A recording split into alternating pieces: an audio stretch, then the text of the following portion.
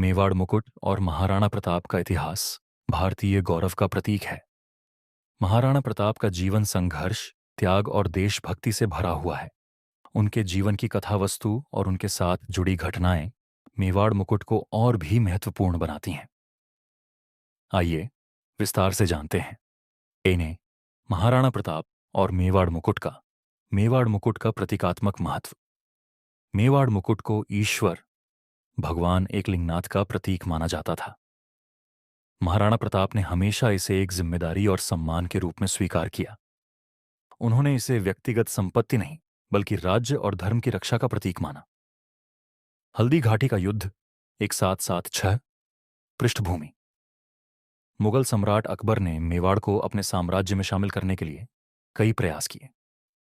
युद्ध का आरंभ 18 जून 776 को हल्दी घाटी का ऐतिहासिक युद्ध हुआ, जिसमें महाराणा प्रताप और अकबर की सेना के बीच टकराव हुआ। महाराणा का संघर्ष। इस युद्ध में महाराणा प्रताप ने मुगलों की विशाल सेना के खिलाफ लड़ाई लड़ी। उनके घोड़े चेतक की वीरता की कहानी प्रसिद्ध है, जिसने युद्ध के दौरान महाराणा की जान बचाई। हालांकि युद्ध में प्रत्यक्ष विजय मुगलों की हुई, लेकिन महाराणा प्रताप ने कभी आत्मसमर्पण नहीं किया। मुकुट का संरक्षण।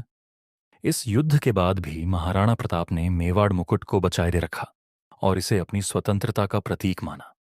हल्दी घाटी के युद्ध के बाद महाराणा प्रताप को जंगलों और पहाड़ियों में संघर्षपूर्ण जीवन जीना पड़ा। परिवार का कष्ट। महाराणा के परिवार ने घास की रोटी खाकर दिन बिताए। उनके बच्चों ने कठिन परिस्थितियों में जीवन जिया। मुकुट का महत्व। इन कठिन समयों में भी महाराणा ने मेवाड़ मुकुट को सुरक्षित रखा और इसके प्रति अपनी निष्ठा बनाए रखी। पुनर्निर्माण और स्वतंत्रता का सपना।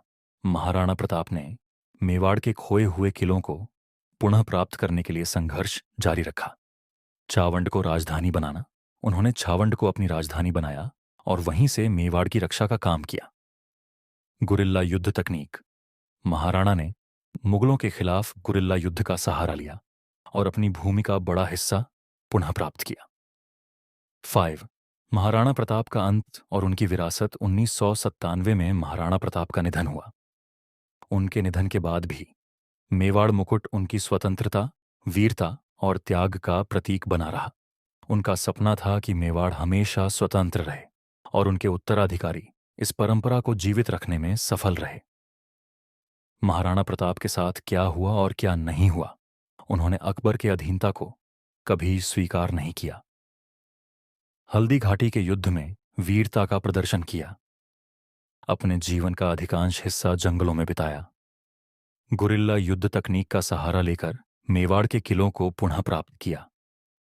अपनी प्रजा और मेवाड़ मुकुट की रक्षा के लिए हर संभव बलिदान दिया।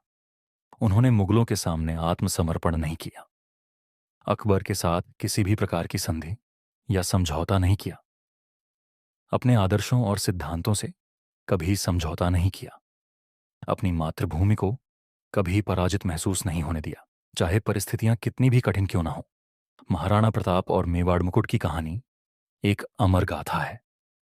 यह हमें सिखाती है कि कैसे त्याग, संघर्ष और देशभक्ति के बल पर कोई व्यक्ति और उसका राज्य अजेय बन सकता है। महाराणा प्रताप का जीवन न केवल मेवाड़ बल्कि पूरे भारत के लिए प्रेरणा का स्रोत है। कूटनीतिक संबंध बनाएं,